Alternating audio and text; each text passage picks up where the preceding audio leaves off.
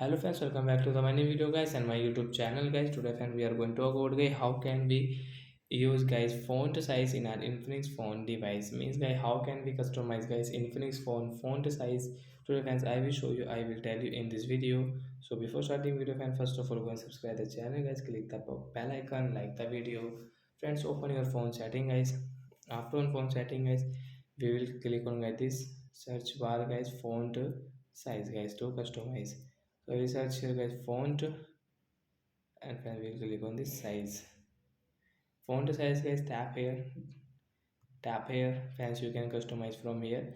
So as you can see there are three size. First of all guys, small size, default and large size. So which size guys do you like guys, you can set according to yourself guys. You like a small size, just click on small size and friends come back. Friends, your font size will set into small size. So like that guys, you can customize guys your Infinix phone font size. So that's it guys, thanks for watching the video, bye guys.